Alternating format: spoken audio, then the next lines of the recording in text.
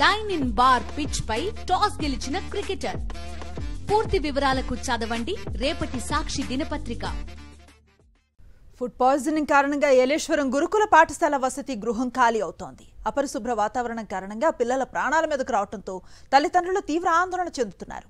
తమ పిల్లలను వసతి గృహం నుంచి తీసుకెళ్లిపోతున్నారు. ఏకంగా 605 మంది విద్యార్థినులు హాస్టల్ ప్రిన్సిపల్ కు సిక్ లీవ్ ను అప్లై చేశారు. ఇప్పటికే ఫుడ్ పాయిజనింగ్ కారణంగా 86 మంది అస్వస్థతకు గురయ్యారు. దీంతో తల్లిదండ్రుల్లో ఆందోళన నెలకొంది. వసతి గృహంలో ఆర్ఓ ప్లాంట్ పనిచేయకపోవడంతో చేతులు కడుక్కోవడానికి ఉపయోగించే ట్యాంకు వాటర్ ని తాగుతున్నారు విద్యార్థినులు. అపరిశుభ్ర వాతావరణంతో పాటు కలుషిత నీటి కారణంగా తరచూ స్టూడెంట్స్ అస్వస్థతకు గురవుతున్నారు.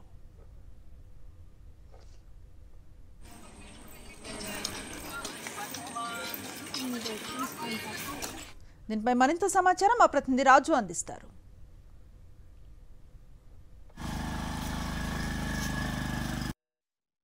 ప్రస్తుతం నేను గురుకుల పాఠశాల ప్రధాన భవనం వద్ద ఉన్నాను. ఇక్కడ ఆర్ఓ వాటర్ ప్లాంట్ పనిచేయకపోవడంతో కేవలం ట్యాంక్ నీళ్ళు తాగి విద్యార్థులను అస్వస్థతకు గురయ్యారు.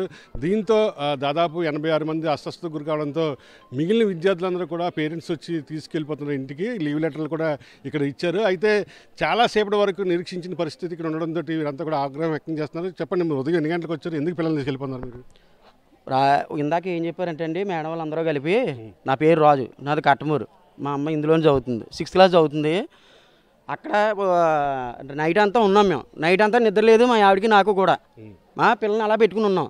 ఉన్న తర్వాత పొద్దుటే కొద్ది డిశ్చార్జ్ చేస్తానని చెప్పేసి అంటే బయటికి పంపించేద్దాము అని అన్నారు మేడంలు అందరూ. అన్న తర్వాత డిశ్చార్జ్ చేయడానికి బయటికి తీసుకొచ్చిన తర్వాత వాళ్ళు ఏం చెప్పారంటే, అక్కడికి వెళ్ళిన తర్వాత పాఠశాలకు వెళ్ళిన తర్వాత మీతో సంతకం పెట్టించేసుకుని మీ పిల్లల్ని మీతో పంపించేస్తాము అని అన్నారు. ఇక్కడికి వచ్చిన తర్వాత బయటేమో గేట్లు వేసారు.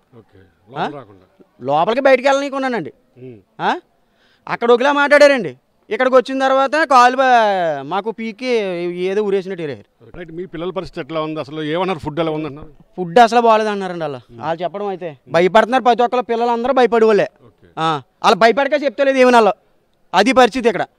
ఇప్పుడు భయపడతాం ఎందుకంటే మళ్ళీ ఏదైనా అంటే మళ్ళీ వాళ్ళు కొడతారని. కొంతకాలంగా నాణ్యమైన ఆహారంతో పాటుగా పరిసరాలన్నీ కూడా పూర్తిగా కలుషితం కావడంతో విద్యార్థులను అస్వస్థకు గురయ్యారు.